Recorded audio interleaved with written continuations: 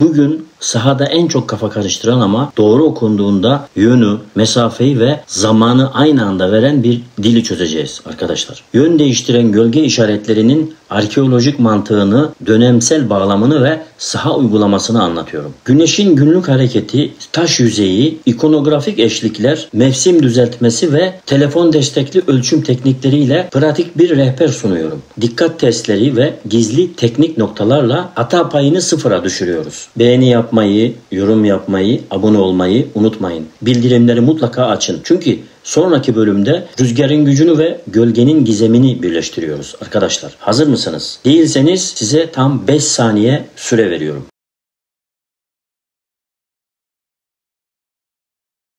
Evet arkadaşlar, videomuza başlıyoruz.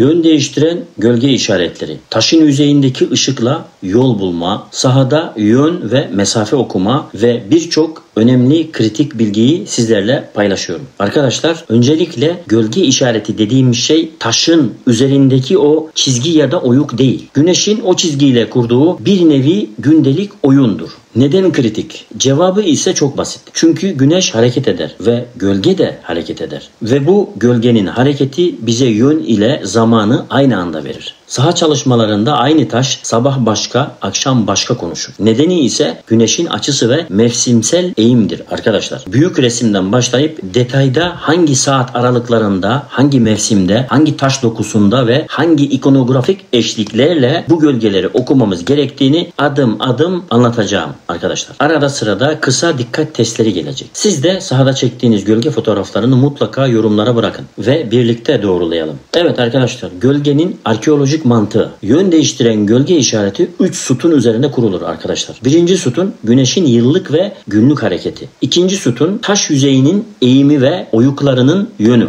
Üçüncü sütun çevresel engellerin gölgeyi kesme etkisi. Neden bu üçlü? Cevabı ise arkadaşlar, gölge olayı sadece çizgide değil bağlamda oluşur. Tarih boyunca yolcular güneşi pusula gibi kullandı. Roma mili taşlarının yerleşiminde gölge okuması doğrudan yazmasa da taşın gölgede kalma süresine göre durak yerlerinin seçildiğini arazi karşılaştırmalarında görürüz. Osmanlı menzil yapılarında, menzil derken bildiğiniz menzilden bahsetmiyorum. Menzil ev anlamında, evler, yapılar anlamında. İkindi gölgesiyle suya bakan cephelerin tercih edilmesi pratik nedenlerden doğar arkadaşlar. Çünkü ikindi serinliği dinlenmeye uygundur. Dönemsel bağlam ve malzeme kültürü. Tunç çağı açık hava kutsal alanlarında güneş rozeti yani güneş motifi ve çizgi kombinasyonları gölge okumasının en eski izlerindendir. Geç antik dönemde kırsal niş taşlarında akşam ışığıyla belirginleşen kılavuz çizgiler görülür. Orta çağ yol taşlarında kaba oyuk ve çentiklerin sabah ya da ikindi vurgusuna göre yön verdiğini tespit ederiz. Malzeme kültürü önemli. Çünkü kireç taşında gölge kenarı yumuşak düşer, bazalt ve endezitte kenar daha sert ve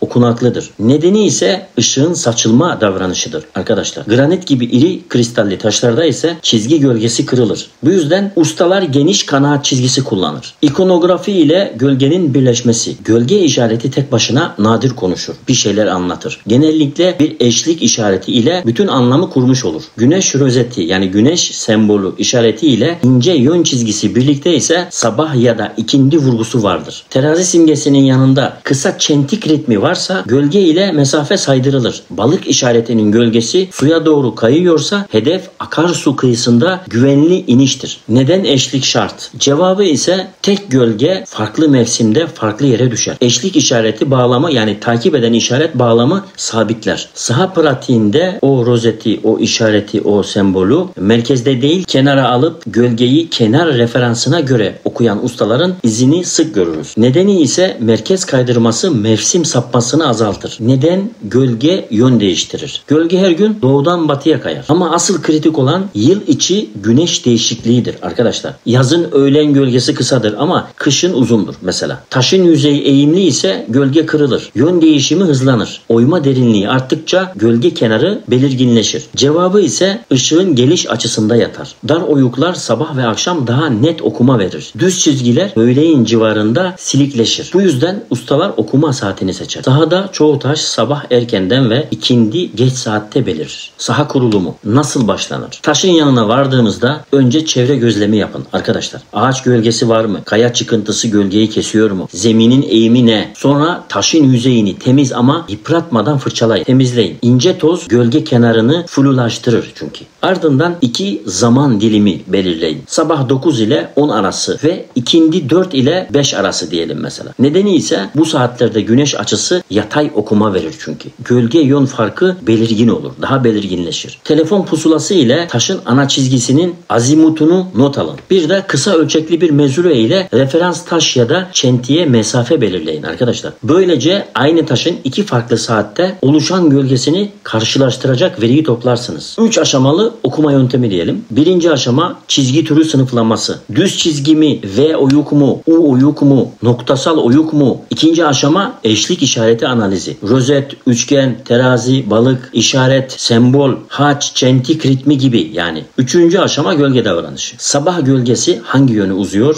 İkindi gölgesi nereye dönüyor? Düşme noktası sabit bir taşı ya da çatlağa işaret ediyor mu? Cevabı ise eşleşmede sabah ve akşam gölgeleri aynı taşı sınırlandırıyorsa hedef yön sabittir. Biri yön verir, diğeri mesafeyi söyler. Mesafe kodlama mantığı. Şimdi yön değiştiren gölge sadece sağa sola dönmez. Aynı zamanda adım saydırır. İki çentik arası eşit değilse ritimle mesafe işaretlenmiş demektir. Arkadaşlar sabah gölgesinin uç noktası birinci çentiği, ikinci gölgesi ikinci çentiği kucaklıyorsa orta nokta gerçek hedefin iz düşümüdür demektir. Neden böyle? Cevabı ise mevsim farkını ortalamak içindir. Anadolu köy taşlarında 3 çentik ritmi sık görülür arkadaşlar. Bu durumda sabah 1, öğlen 2, ikindi 3 okuması yapılır. Ama öğlen çoğu sahada kullanılmaz. Çünkü gölge kısa ve belirsizdir. Az önce anlattığımız başlıklardan aynı zamanda bunu hatırlarsanız saha kuralı 2 saat kuralı ile 3 ritmi eşleşir. Mevsim düzeltmesi ve pratik formülü. Şimdi güneş açısı mevsime göre değişir. Bu yüzden aynı yükseklikteki bir taşın ya da kazık referansının gölge uzunluğu yazın kısa, kışın uzun olur. Nedeni ise güneşin gök kubbedeki yüksekliğinin mevsimle değişmesidir. Cevabı ise sahada basit bir mevsim düzeltmesi yapmaktır. Yaz ortasında gölge mesafe katsayısı düşüktür arkadaşlar. Kışın yüksektir. Aynı taşta yaz ikindisi ölçümünüzü kış ikindisine uyarlamak isterseniz oran denkliği kullanın. Cevabı ise referans gölge uzunluğundadır. İkindi saatinde referans çivisi ile taş arasındaki o gölge farkını not alın. Bir önceki mevsimdeki fotoğrafınızla karşılaştırın. Farkı mesafe okumasına katsayı olarak uygulayın. Bu pratik düzeltme hata payını makul seviyede tutar arkadaşlar. Malzeme ve yüzey dokusu ince ayarı. Kireç taşında çizgiyi derin değil geniş işleyen ustalar gölgeyi sabitlemek ister. Çünkü yumuşak doku kenarı yayar arkadaşlar. Andezit ve bazalt gibi böyle sert taşlarda tek darbe derin ve oyuk sık kullanılır. Gölge sapasağlam düşer. Yön okuması netleşir. Granitte ise ışık kristallerde kırılır. Bu yüzden gölge kenarı pul pul böyle gözükür. Burada okuma saatini daha yatay ışığa çekmek gerekir. Nedeni ise yüzeyin ışık saçılımını değiştirmesidir. Gölgeyi yok eden yani gölgeyi kör eden hatalar. 1. Aşırı parlak öğlen okuması. Gölgeyi yok eder arkadaşlar. 2. Rüzgarda sallanan dal gölgesini işaret sanmak. 3. Taş yüzeyinde ıslaklık ve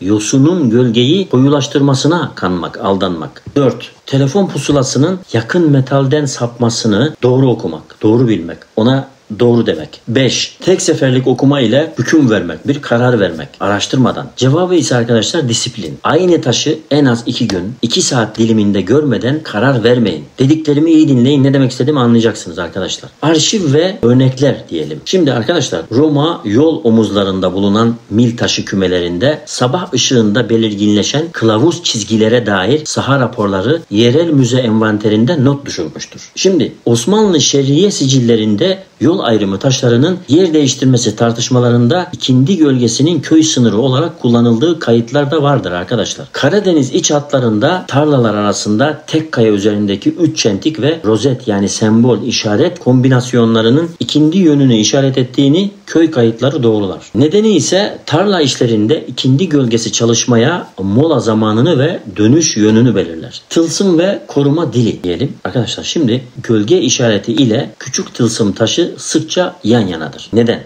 Cevabı ise eşikte belirsizlik artar. Tılsım taşı gölge okumasını kutsar ve koruma amacıyla yapılır ve koruma amacı verir. 3. Küçük oyukla mühürlenmiş düz taşın yanında güneş sembolü varsa gece orada kalınmaz. Gündüz geçilir. Bu bilginin arkadaşlar işaret dili şöyledir. Gölge ile yön bul, tılsım ile sınırı bil. Saha efsaneleri bunu bekçi taşı ya da nazar taşı diye anlatır. Bilimsel okuma ise niyet taşı yani bir amaç taşı olarak kaydeder. Tılsım taşı küçük bilinçli yerleştirilmiş koruma, kutsama niyeti taşıyan taştır. Onu da bilin diye söylüyorum. Üzerinde mini çentik, haç, delik, mum, yağ izi olabilir. Teknoloji ile destek, gölge diyelim.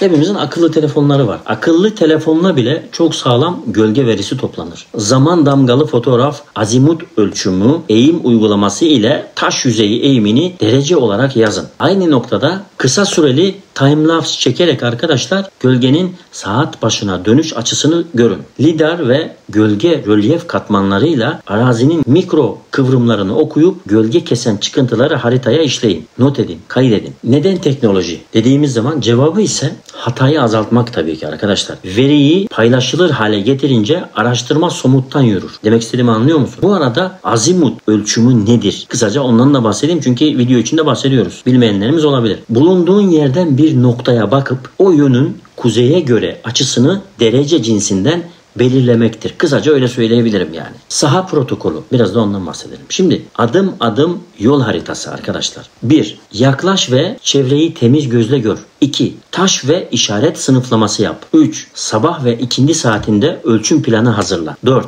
2 zaman diliminde fotoğraf ve azimut kaydı al. 5. Eşlik işaretini ve ritim çentiklerini çizime dök. 6. Mevsim düzeltmesi için referans gölge mesafesini not et. 7. Okuma sonucunu hedef yön, olası mesafe aralığı ve bağlam notu olarak yaz. 8. Aynı süreci ikinci bir taşla çapraz doğrula. Çapraz doğrulama sağlamasını yap. Gizli teknik noktalar. Biraz da onlardan bahsedelim. Gölge kenarını daha net görmek için taş yüzeyine su sürmeyin. Islaklık yanıltır. Bunun yerine ince beyaz kireç tozu ile çevre zemini böyle çok hafif tozlayıp gölge kontrastını zeminde artırabilirsiniz. Çizginin gerçek yönünü bulmak için gölge okunu taşın merkezinden değil çizginin bitiş noktasından takip edin. Çünkü usta yani yapan usta bitiş noktasına bir mesaj bırakabilir. V oyuklarında gölgenin iki kenarı vardır. Okuma iç kenardan yapılır arkadaşlar. Dış kenar mevsimin genleşmesi için tolerans çizgisidir. Yosun çizgisi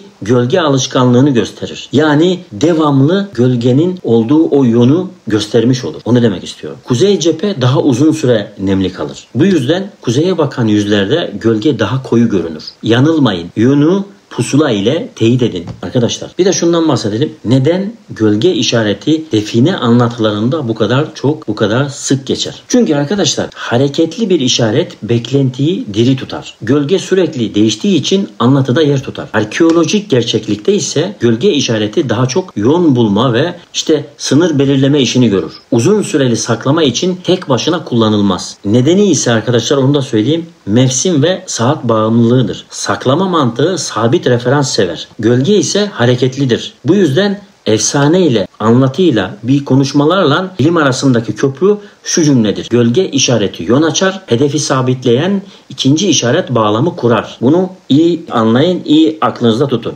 Dikkat testi soruları diyelim. 1. Sabah gölgesi kuzeybatıya, ikindi gölgesi kuzeydoğuya dönüyorsa orta hat nereye bakar? Cevabını da verelim arkadaşlar. Cevabı ise kuzeye bakar. 2. Rozetin kenarından düşen gölge ve oyuk içine tam oturuyorsa hangi saat bandı en uygun?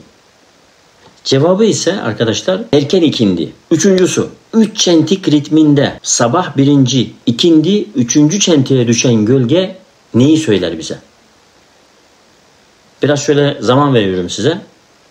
Cevabını da söyleyelim. Orta hat gerçek yön ve mesafe ortalamasıdır. Bu 3 soruyu arkadaşlar sahada taşın başında kendinize bir sorun. Cevabı da sen de kendinde kafanda bir netleşsin. Her okuma belgeleme demektir. Arkadaşlar unutmayın. Yön değiştiren gölge işaretlerinin dilini bugün net bir omurgayla konuştuk arkadaşlar. Şimdi sahada 2 saat kuralını uygulayın. Sabah ve ikindi aynı taşı çekin. Çizgiyi, işaretleri, çentikleri not edin. Fotoğrafları ve gözlemlerinizi yorumlara mutlaka bırakın. Birlikte okuyalım ve hataları birlikte azaltalım arkadaşlar. Videoyu beğenin, abone olun, bildirimleri mutlaka açın. Bu videoda yön değiştiren gölge işaretlerini sahada nasıl okumanız gerektiğini anlattım elimden geldiğince bir videoya sığdırabildiğim kadar. Güneş açısı, taş dokusu, eşlik eden ikonografi, mevsim düzeltmesi ve teknoloji desteğiyle adım adım bir yöntem sundum sizlere arkadaşlar. 2 saat kuralını uygulayın. Veriyi zaman damgasıyla kaydedin. Yorumlara fotoğraf ve çizimlerinizi mutlaka ekleyin ve beraber doğrulayalım. Bir dahaki videomuzda görüşmek üzere. Hoşça kalın. Şansınız açık olsun arkadaşlar.